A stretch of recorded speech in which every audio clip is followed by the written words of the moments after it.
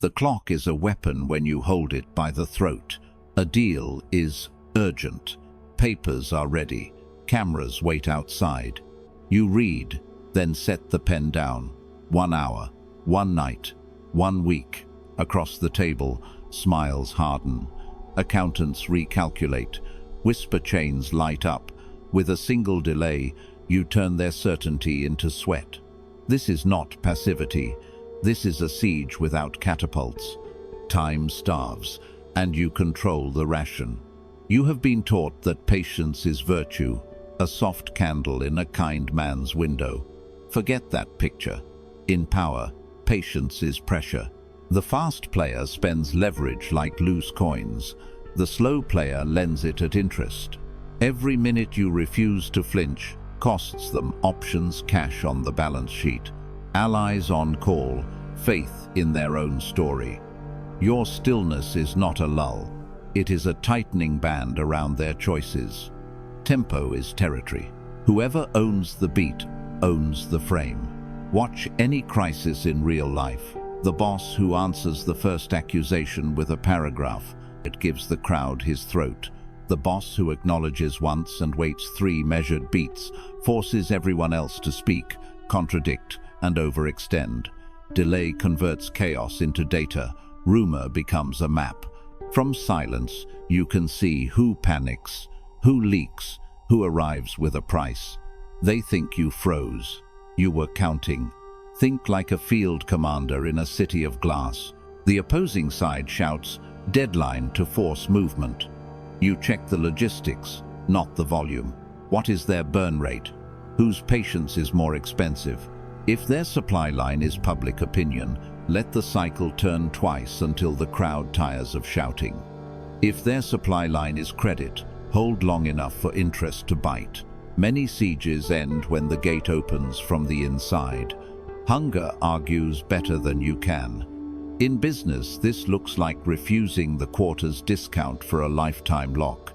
You delay a signature, and the seller, fearing missed targets, sweetens terms and throws in service you did not ask for. In relationships, this is declining, the late-night crisis call, and offering a morning coffee with clear terms. You slow the movie. The plot reveals itself. In politics, this is the candidate who does not chase every headline, but releases one clean document on a quiet day and lets opponents exhaust themselves in rumor. When you own tempo, their stories spoil on the shelf. You will be accused of stalling. Smile once, barely. Stalling is fear. Patience is position. The difference is that stalling hopes the storm passes. Patience sets anchors, measures the wind, and chooses the hour to move. When you slow the game, you also widen the board. New allies appear. Old enemies show cracks. A rushed decision is a small room with one door. A delayed decision is a corridor with many doors, and you hold the keys. Here is the long game reduced to a line you can carry. He who owns the calendar owns the outcome. You own the calendar when you pre-commit your tempo, not your answers. Decide in advance. In the room, 1 full breath before any word. By message, 3 hours. For contracts, 24 to 72. Acknowledge quickly. Decide deliberately. Speak last. Ask the question that costs them to answer. Mark milestones with quiet ink, not loud promises. When you finally move once and make counting stop. Understand what patience does to the human animal. The other side begins to bargain against their own fear. They lower their ask to buy relief. They tell you what matters to them by the order in which they concede. You are not cruel, you are exact. If a bridge is to be built, it will be built on terms that survive the river. If there is to be peace, it will be purchased once, not rented weekly with apologies. Hold your breath 1 beat longer than the room. Let them feel the math of time on their skin. And when the hour you chose arrives, write the single line that closes the scene and leaves no air for second acts. Own the calendar, own the outcome. He who wishes to be obeyed must know how to command. You have been told that patience is the moral high ground. In practice, patience often becomes a leash. The hand that holds it speaks softly about kindness while rearranging your time, your options, and your price. Patience is not a virtue when it is assigned to you by someone who profits from your delay. Command your time or someone else will. The pacifier of politeness begins with slogans. Be patient. These things take time. Good things come to those who wait. Inside institutions, those phrases work like anesthetic. A raise becomes next cycle. Accountability becomes under review. A decision becomes pending alignment. While you hold your breath, the budget moves on paper, and the calendar moves in their favor. Study the pattern. A manager says, "Let's revisit your compensation after the launch." The launch date slides. New priorities appear. The conversation resets to zero with a smile and a town hall about values. HR applauds your patience while locking the range. Or a vendor owes refunds after a failure. They promise callbacks, request more forms, and ask for just a little patience while we investigate. Each polite exchange nudges the finish line forward. By the time the check arrives, you have paid in weeks of follow-ups and polite silence. Strategic timing is different. Be patient as tactic, not as temperament. You set a date and a consequence. Then you let silence mature value. If the promotion is not finalized by May 15, I will open my search. Calm voice, clear line. If they escalate theater but not terms, you proceed. The difference is simple. You define the clock.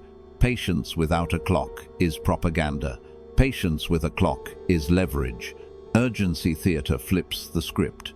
When others want speed, they manufacture deadlines that corner you while they keep their own timelines elastic.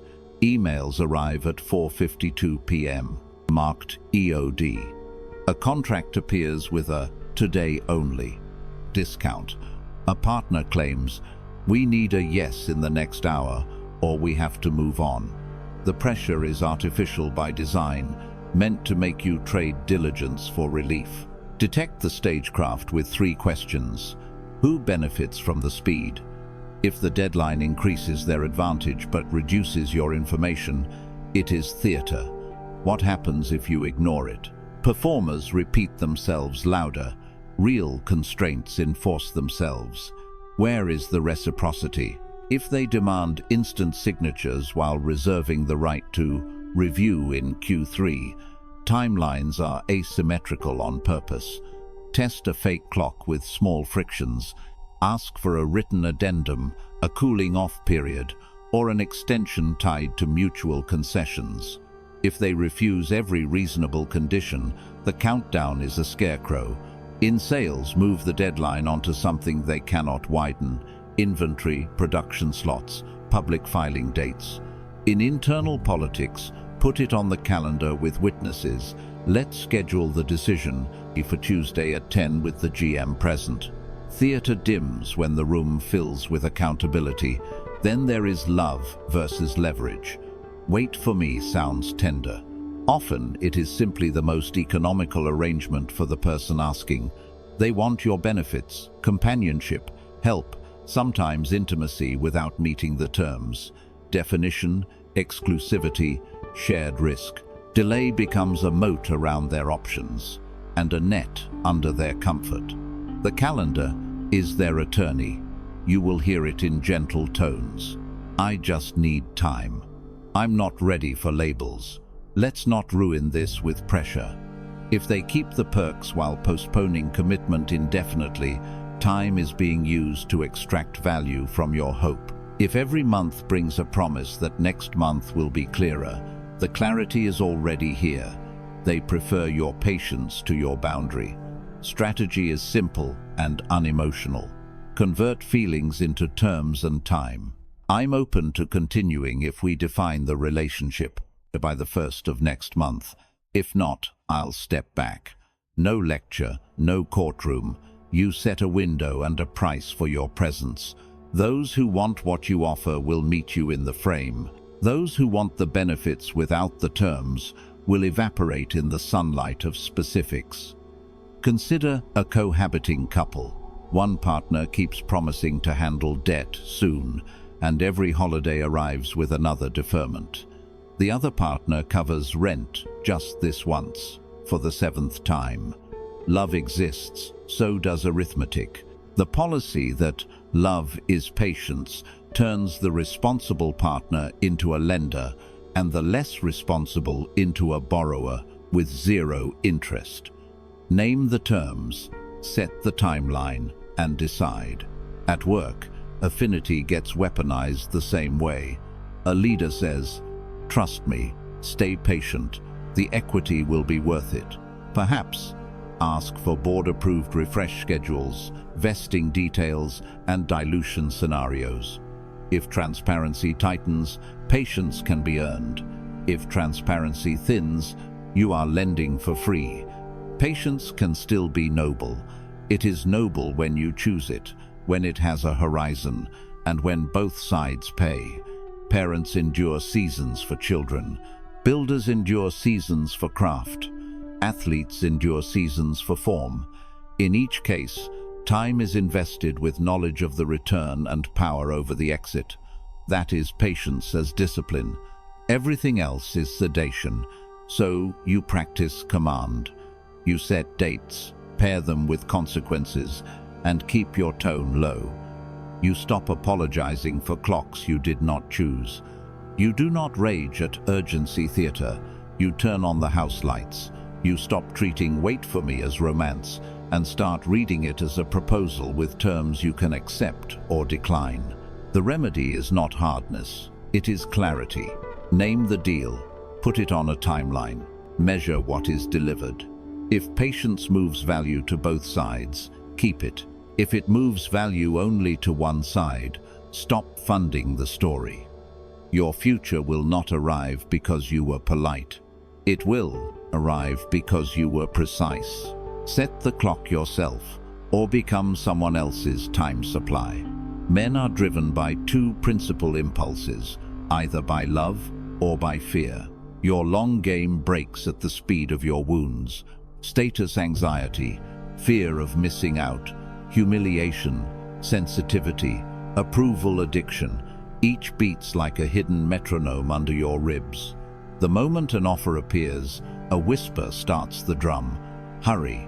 Enemies do not need to outthink you if they can outpace you. They do not attack your plan. They accelerate your pulse until you abandon the plan yourself. Strategy dies in fast rooms. You nod, you sign, you promise, and only later notice that your calendar, your cash, and your attention have been sold at a discount to buy a feeling that lasted 5 minutes. Start with a trigger inventory and be clinical. Rushing speech is the first siren. You answer before you've heard the full proposal, stacking clauses to fill silence, afraid that quiet will be read as weakness. Over-explaining follows lists, charts, apologies, a nervous tour of your competence that convinces no one. Then the worst tell, buying bad deals for relief. You accept below-floor pricing, terms without protections, or timelines that punish your team simply to silence the alarm in your chest. Add bodily markers, breath high in the throat, shoulders creeping up, fingers drumming, a lean-in posture that begs. Each sign says the same thing: your wound just grabbed the wheel, and planning moved to the trunk. Build the checklist you can read under heat. Breath high, drop it to the belly for 2 full cycles. Mouth racing? Count 3 beats before you answer. Urge to prove. Replace reasons with questions. What exact outcome do you require? Desire to be agreeable? State limits first. Here is the floor. Here is the ceiling. Here are the conditions. Write the list in plain words and obey it when the drums start. Ritual is not theater. It is insurance. A prince without procedure becomes a servant to tempo. You are not trying to look calm. You are buying time so judgment can arrive before your face moves. Now the need to be chosen. The hunger for validation creates deadline panic, and panic makes you donate leverage. Uncertainty feels like pain, so you pay premiums to stop it. You buy speed, you sell position. In hiring, you accept the first candidate who flatters you, then spend months fixing what a second interview would have revealed. In sales, you offer a discount unprompted. We can take 10% off if you sign today, a gift your counterparty would never refuse and never forget. In dating, you bend your boundaries to avoid a maybe, and the relationship inherits the cost of that first waiver. The pattern is consistent. To end suspense, you end strategy. Containment, not coldness, is the cure. Decide your non-negotiables before the room: price floor, scope edges, time buffers, response windows. Decide your hesitation rituals: sleep on an offer that touches calendar or cash flow. Decide your language: I will confirm tomorrow by noon, not I think I can. Replace the feeling of being wanted with the fact of being consistent. Those who profit from your panic will call you difficult. Let them. Standards will offend every beneficiary of your old chaos. You are not avoiding commitment. You are forcing the terms to be real. A steady ruler is predictable to allies and expensive to predators. Humiliation loops steal your calendar. Public doubt makes you perform, and performance leaks information. A colleague questions your plan in front of the room. Instead of asking, which risk worries you most? You launch into a 10-minute defense with slides and promises. In those 10 minutes, you broadcast your pressure points, where the timeline is thin, where hiring is late, where you quietly expect failure. A clever rival notes every seam. Online, a stranger mocks your work. You answer with a thread that maps your competitors. Insecurities for the entire market. Relief arrives, reputation leaves, and your week rearranges around a performance that purchased applause with data. Break the loop with composure by design. In public, trade explanation for scope. We are on track for the deliverables agreed in Q3. Specific risks are handled in the working session. In meetings, replace defense with partition. There are 3 questions here. Let's sequence them. If a jab lands, delay the answer. I'll respond after this section. Write this where you can see it. Relief now is leverage lost later. Do not auction your future for a round of nods. Your aim is not to win the moment. Your aim is to keep the plan alive long enough to win the campaign. Study the enemy playbook. Tempo is their favorite weapon. First tactic, the exploding offer: this price dies at midnight. They inflate urgency to harvest your fear of missing out. If a deal cannot survive 48 hours of reflection, it is not a deal, it is a trap. Second tactic, strategic silence. They stop replying to provoke your insecurity. You respond with longer messages, richer detail, and softer terms. They learn exactly what to ask for next. Third tactic, selective leaks. They whisper a partial story to trigger your pride. You rush to set the record straight, publishing roadmaps, capacities, and weaknesses that were previously private. Fourth tactic, bait and accelerate. They praise your speed, then stack changes after you've committed. Praise flattens your boundaries. The aftershocks erase your margin. Build counters that fire automatically. For exploding offers, institute a cooling period and say it out loud. We do not commit inside 48 hours to any material change. For silence, pre-commit to brevity. I'll follow up once, then I'll wait for your response. For leaks, move private, not public. We discuss only at the table. I won't comment elsewhere. For bait and accelerate, make starts conditional. Work begins after deposit clears and scope is final. Soonest start is 2 weeks after confirmation. For FOMO, calendar a decision window and refuse to move it. Mechanisms beat moods. A stable rule defeats a clever nudge. return to your long game. Strategy is the art of protecting tomorrow from today's heartbeat. You will feel the pull of speed and the itch of pride. Train responses that keep your crown on your head while your chest pounds. Rehearse the hot moments. Visualize the jab, the silence, the leak, the ticking clock. See yourself doing the boring, powerful thing, breathing low, asking narrow questions, writing the reply tomorrow instead of tonight. Boredom is a shield. Quiet sentences signed on Wednesday beat heroic speeches made at midnight. You will still lose some seconds. Do not lose the campaign. Inventory the triggers. Cap the need to be chosen. End the humiliation loop. Read the enemy's tempo and run your counters like drills. When the metronome starts under your ribs, you will hear it, name it, and refuse to march. You will slow the room without losing the room. You will buy time, and time will buy everything else. Slow is smooth, smooth is power. In the first crack of your patience, the shadow steps forward and speaks in your name. It starts with tempo, not truth.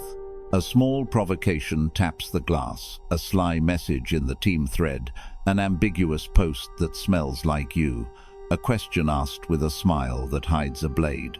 You reply fast. The speed drags your need into daylight. The need to be seen as right, as clean, as beyond suspicion. That signal becomes the story. You feel relief in the moment, yet you have traded authorship for argument. The other side doesn't chase facts, they rewrite the frame.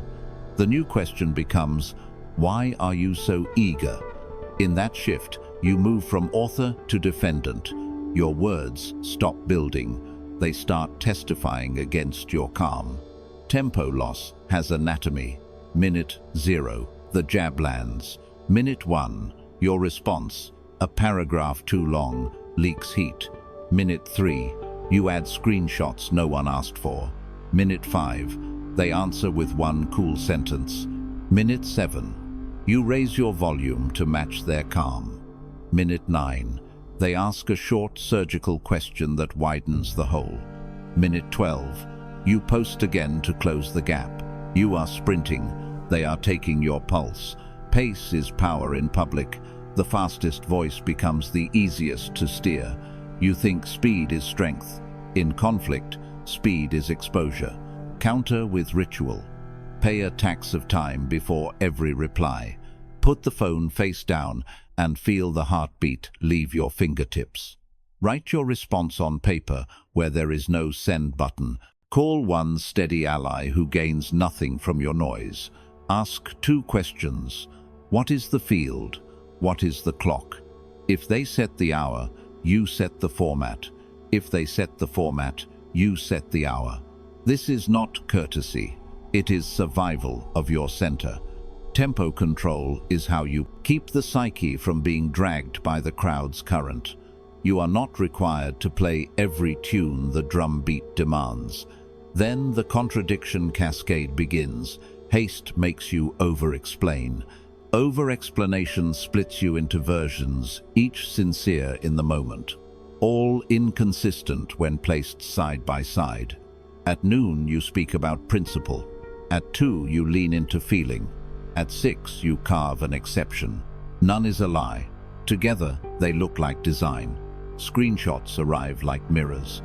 A rival doesn't need to invent a charge.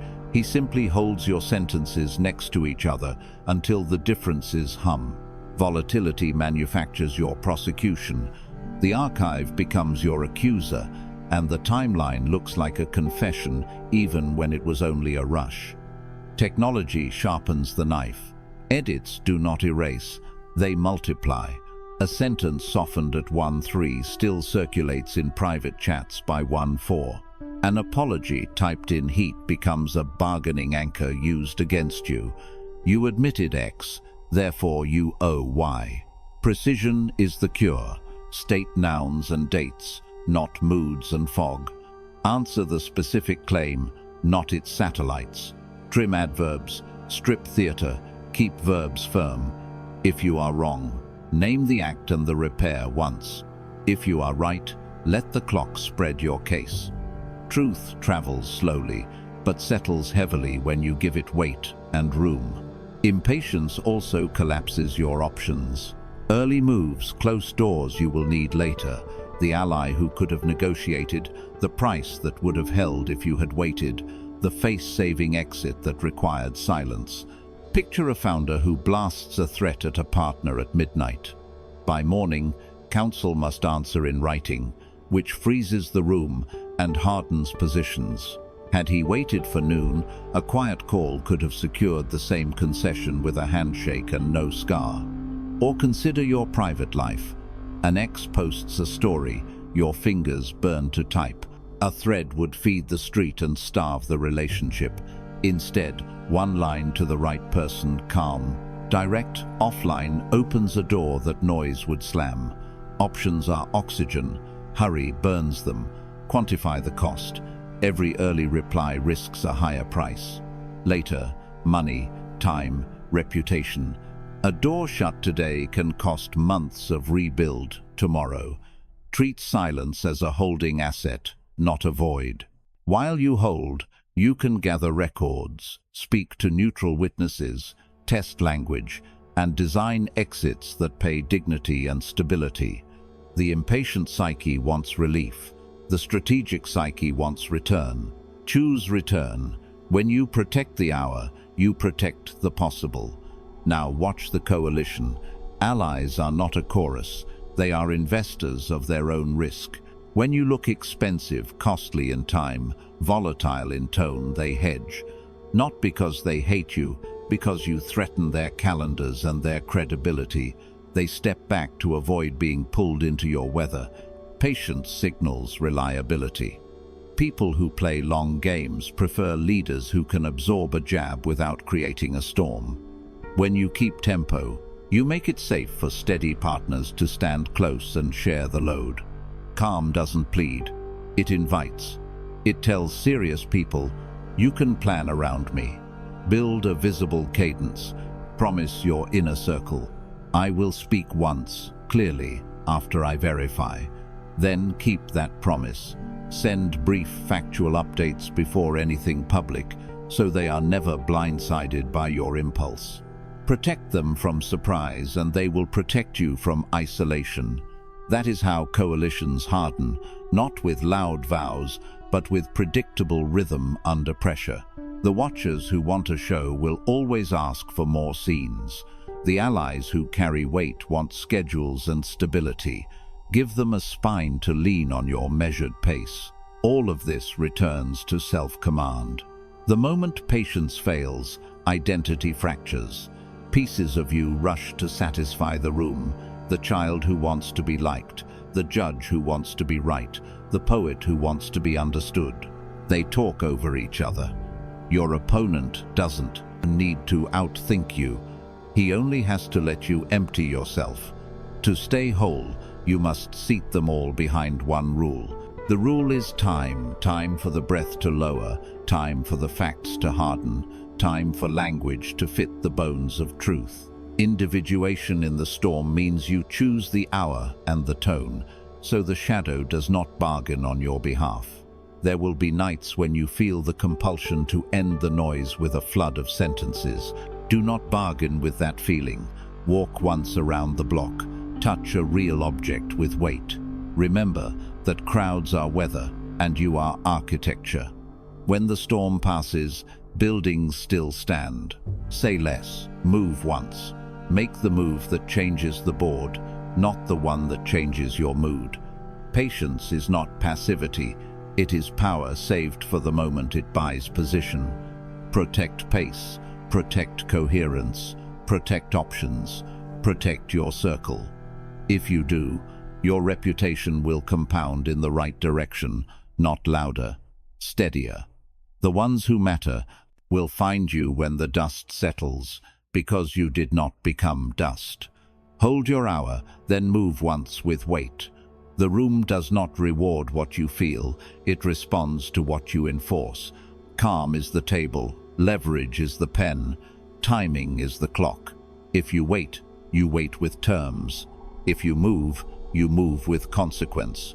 That is how you stop praying for recognition and start pricing your value.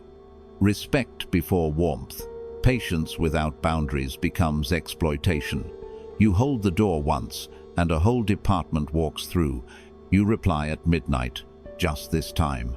And the new rule becomes that your sleep is for sale. Waiting turns into a costume that hides fear of saying no. Turn it into strategy. Name the line once and keep it, especially when you want to bend it. At work, when a manager promises a promotion after the big push, you answer with time and metric. Review on March 1 after 3 shipped deliverables, and slippage moves, scope, or compensation. You are not being difficult. You are making the price visible. In friendships, when someone only calls during breakdowns, you help once and then hand them the tow number. Patience becomes structure when it carries consequence. In intimacy, you can wait for someone to be ready, but if waiting erases your standards, you are not patient, you are convenient. State the boundary plainly. We discuss conflict without shouting. We keep plans or we reschedule with notice. We do not keep each other on hooks. Hold it with a steady face. When the test comes, and it will, you do not deliver a speech. You end the call, move the meeting, or leave the room. Warmth after respect can last. Warmth before respect is bait. Terms, not hopes. Hope is air. Terms are architecture. If you are going to wait, build a contract for the waiting. Agree on checkpoints, dates, and measurable outputs. Put the wait on the calendar, not on your nervous system. Examples. At work, raise review on March 1, contingent on 3 deliverables by February 10. If delayed by 2 weeks, we adjust scope or pay. In a collaboration, 2 posts per week. If either misses twice in a month, we pause or rebalance. In dating, we check in on commitment after 30 days of consistent plans and calm communication. Hopes cannot be audited, terms can. Renegotiate only with new facts. This one rule saves years. New market, new role, new revenue, fine, update terms. But I'm busy, I forgot. Or things are crazy are not facts, they are weather. Do not let weather dissolve the structure. The moment you accept fog as a clause, you teach the room to pay you with tomorrow. Replace fog with numbers, when, what, and what it costs to miss. If they resist measurables, you have your answer. They want your patience, not your partnership. Signals over speeches. Speeches are how people rent trust. Signals are how they buy it. Reduce promises to almost zero and increase signals to daily behavior. Set response windows and keep them. If you say you reply within 24 hours, do it. If you need 48, claim 48 and meet it. Establish a cadence: Tuesday and Friday updates, first of month summary, mid-month renegotiation window, and keep it even when tired. A rule that only works on good days is decoration. Use signals to evaluate others. Watch what happens after a miss. Do they repair unprompted with a new plan, or do they explain for 10 minutes and ask for grace? When you set a firm time, 7 sharp, do they arrive at 7 or 7:12 with 3 texts? When you decline with respect, do they escalate or adjust? People reveal their respect in how they handle your limits when nobody is watching. Enforcement must be silent and repeatable. Silent means you do not argue the boundary every time. You execute it. Repeatable means you can execute it on the worst day, in the worst mood. If enforcement requires a perfect speech, it will fail exactly when you need it most. Design the rules you can keep with a tired brain. Decline by default after 10. Move meetings that start late. Ship what is done rather than bleed into the night. Over weeks, the pattern teaches faster than any paragraph. Politics and friendships obey the same math. A candidate who begs for patience without publishing milestones is buying time, not building trust. Demand dates, drafts, disclosures. In friendships, move from "we should hang" to "Thursday 6:30, confirm by noon, or I release the slot." You are not cold, you are conserving heat for people who match it. The world respects scarcity that is honest and consistent. Here is the reframe. It was never love doing the work. It was terms, timing, and leverage wearing the mask of love. When terms were clear, love could breathe because nobody was guessing the price. When timing matched, love felt fated because both clocks were aligned. When leverage was balanced, love felt equal because neither side had to beg. Remove the mask and keep the machinery. You are not waiting to be seen, you are setting rates and checking delivery. Sit at the calm table. Write what you can keep. Wait only inside boundaries that protect you. Replace hope with a plan. Replace promises with signals. Then watch the room change. The chronic testers drift, the serious step forward, and your life compresses into clean lines you can govern. Boundaries make patience powerful. Signals make love honest. In all chaos there is a cosmos. In all disorder, a secret order. Carl Jung. Patience is not passive. It is a design for your nervous system. You don't stumble into calm under pressure any more than you stumble into strength under a barbell. You train it, ritualize it, and defend it with rules.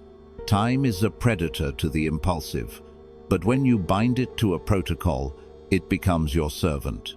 Power patience is the art of waiting in a way that gathers leverage while your shadow wants to sprint. Begin with pre-commitments, rules you live, not slogans you post. Write 3 and keep them where you decide. Never decide at peak emotion. Never negotiate live. Never show surprise. These are not ideals, they are seatbelts. When the surge hits, run micro-drills that switch the driver from the amygdala to the adult. Breath. 2 rounds of 4 in, 6 out, shoulders low, jaw unlocked, tongue relaxed. Note, record the scene like a reporter who, what, when, numbers, documents, and name the feeling you notice. Anger, fear, shame, pride. Naming drains intensity and restores choice. Delay.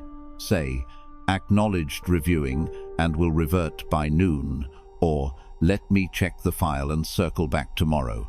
You train these phrases aloud so they arrive clean when your chest is hot. Pre-commitments build a floor. You stop falling through yourself. Now treat time like terrain. Calendar warfare turns patience into a visible plan. Draw a timeline for any negotiation, launch, hire, or conflict, and shade days into red, amber, and green. Red means must wait. In red zones you observe, verify, and clean your posture. You do not commit. You archive screenshots, collect invoices, and let adrenaline cool. Amber means probe.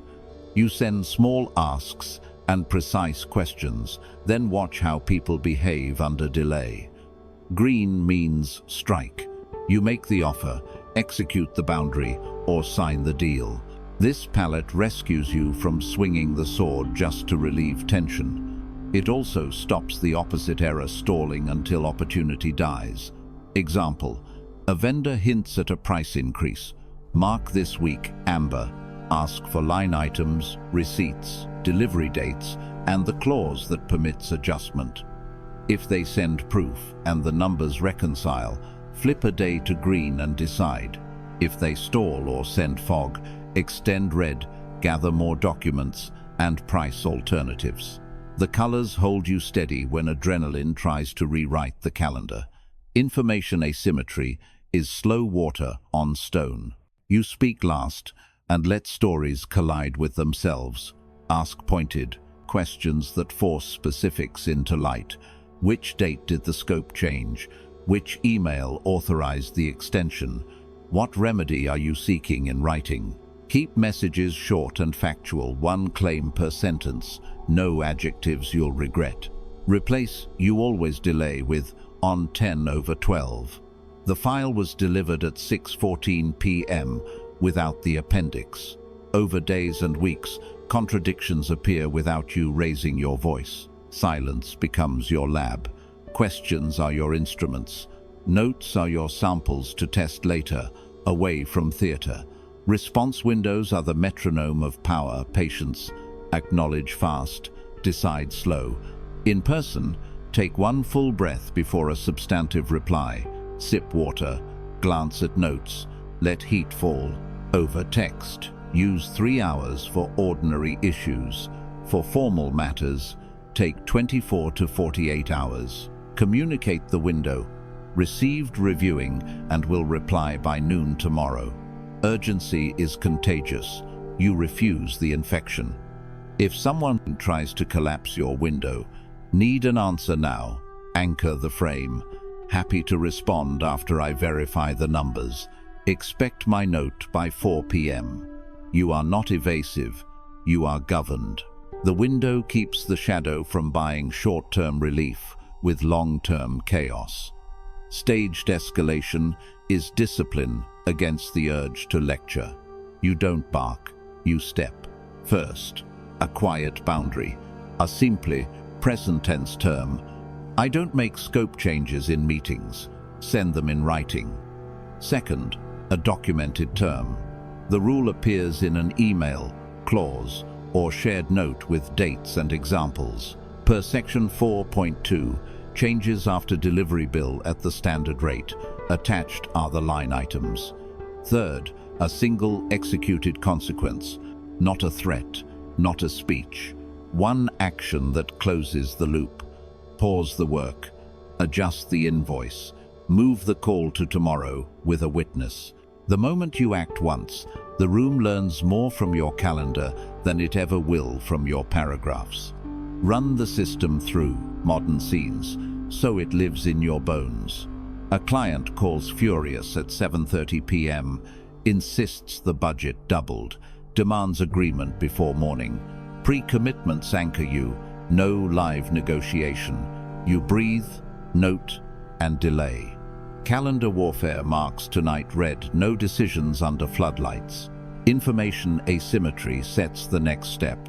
Please send the updated estimate with receipts and the clause permitting the increase. Response window. I'll review and respond by 11 a.m. Staged escalation waits in the wings. If proof arrives and aligns, green. If not, you execute a single consequence pause work until documentation is complete. Calm becomes visible because your body is calm. Neutral jaw, steady breath, soft eyes. Another scene, dating. A last-minute, come now, text lands at 1 a.m. Your shadow wants quick validation. Your colors save you. Nights are red by default. You acknowledge, not answer. Let's plan Thursday at 7. If respect returns with a plan, the light turns amber, then green. If pressure returns, you act once. You stop rewarding chaos with access. No sermon about standards, your calendar speaks for you. Workplace tension. A manager says you're not collaborative, offers no specifics. You pause a breath, ask for examples, and request them in writing. Keep messages spare. Propose an amber probe, weekly check-ins, decisions tracked in a shared doc, clear owners and deadlines. Give it 2 weeks. If cooperation improves, shift to green and praise the process in writing. If labels continue, execute consequence once loop HR with your documented pattern. The room reads steadiness because your body is steady. Shoulders relaxed, voice paced, gaze quiet. Face control is part of the protocol. Optics stabilize outcomes. Write these pieces into a daily ritual, so patience becomes default, not performance. Morning. Rehearse the delay script 3 times aloud. Confidence sits in the mouth as much as in the mind. Midday. Shade your timeline with red, amber, and green blocks. Attach 1 probing question to each amber task. Evening. Audit your windows. Where did you decide too fast? Where did you stall without a clock? Celebrate one held boundary, refine one sloppy sentence. Repetition beats inspiration, systems beat moods. Your shadow will call this cold, rigid, manipulative. It wants you loud now, sorry later. But patience without a plan is just waiting. Patience with a plan is strategy. When you feel the pull to perform emotions for approval, imagine the red zone covering the hour. When you want to type a paragraph defending your dignity, remember that dignity is not an essay. It is a calm calendar, a clean sentence, and a consequence that fires once. This is not the erasure of feeling, it is the taming of timing. You allow emotion to exist without letting it spend your future. You let silence gather the data you will need when the room is less theatrical. You let time work for you, and in doing so, you stop being pulled by every flashing light and start being moved by your own design. The system is simple because the battlefield is not. Return to colors, windows, questions, and steps. And when the storm is loudest, you become quietest, not empty, but directed. Wait with design, move with proof, act once. You win most cleanly by arriving later than everyone's panic and earlier than their regret. The dividend of delay is not softness, it is precision. Time clarifies motives, exposes sunk costs, and separates signal from theater. When you refuse the first offer, better terms emerge from hiding. A vendor who swore last chance returns with a quieter price once your silence shows you are not for herding.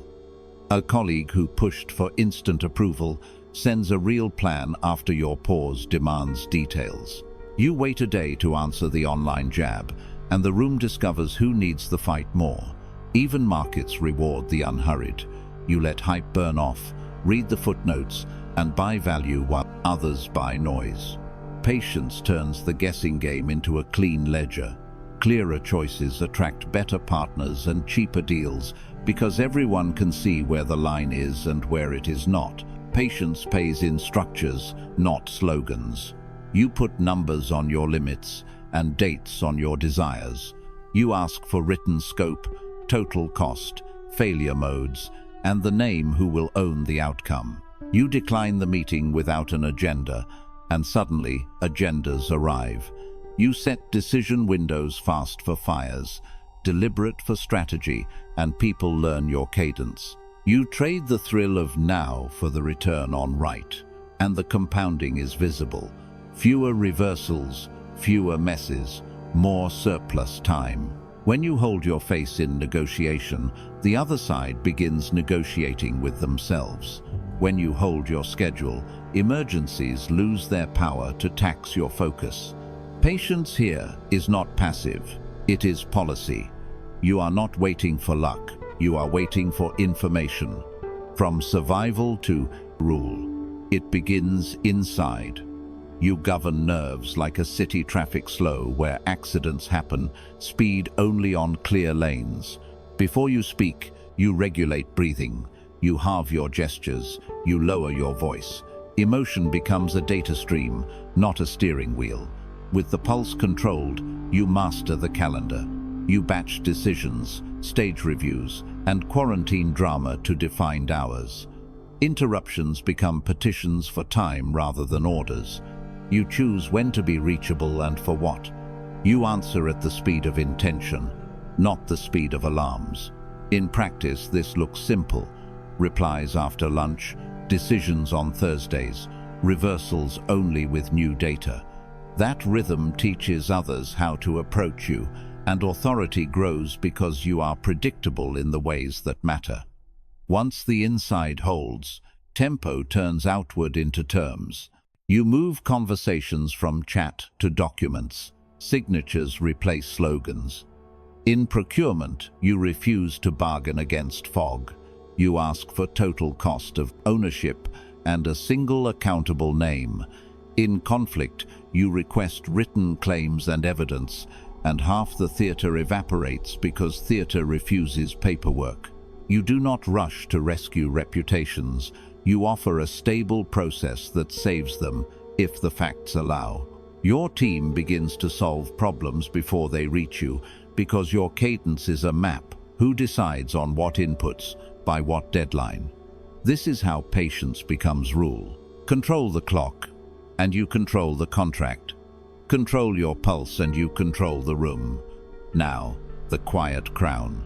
A long table, bright screens, too much talk. You listen while deadlines and egos collide. You let the first exaggeration hang until it condemns itself. You remove one pet project and add one cash flow artery. You say little, specify much, and stand only when the plan is coherent. You leave last, not to impress, but to ensure the door closes on order. Hours later, the building is dark, yet your tempo remains in the halls. Emails concise, approvals stamped, noise routed to where it can do no harm. The city outside still blinks and blares, but inside your borders the air is clean. People lower their voices around you, not out of fear, but because clarity is audible. This is the payoff of patience as order. Fewer crises because drama cannot rent your hours. Stronger alliances because your timing protects everyone's work. But outcomes that look inevitable because you built them brick by brick, while others argued about paint. You did not win by speed, you won by sequence. You chose peace first inside, wrote it into your schedule, taught it to your circle, and collected its dividends in public.